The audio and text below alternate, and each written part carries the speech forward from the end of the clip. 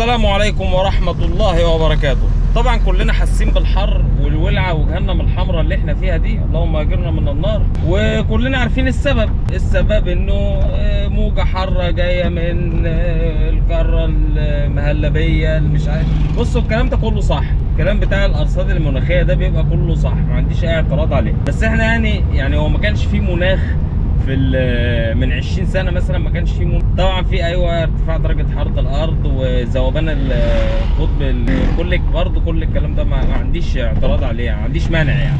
بس انا عندي بس يعني ملاحظه صغننه، الا وهي الاتي: سبب احساسنا بجهنم الحمراء اللي احنا فيها دي، وسبب اصلا ان الاجواء في الشارع مولعه، هو حاجتين من وجهه نظري. الحاجه الاولانيه هي العمارات اللي انتوا شايفينها حواليا دي، اللي بتطلع للدور المليار على مرأى ومسمع من كل مسؤول، وعادي مفيش مشكله خالص. احنا بنسيبه لحد ما يطلع للدور المليار، وبعد كده نبقى نروح نعمل له المحضر ونفنكش عليه ونهد له كام دور كده شكله، وهو بعد كده بيرجع يبنيهم تاني ان شاء الله.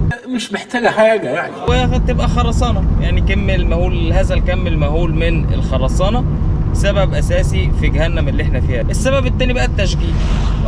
تشجير. طبعا احنا عندنا في التشجير لا توجد رحمه، اعوذ بالله. عشان بس مبقاش بكرر كلامي، كان في فيديو انا كنت عامله عن التشجير، تقدر تدخل تتفرج عليه من الاي اللي فوق. الفيديو ده هيعرفك ان احنا ما عندناش رحمه في التشجير. طبيعي ان انت تنزل الشارع تلاقي درجه الحراره في الشارع المحسوسه ما تقلش عن 40، اقل واجب يعني 100 الله ينور.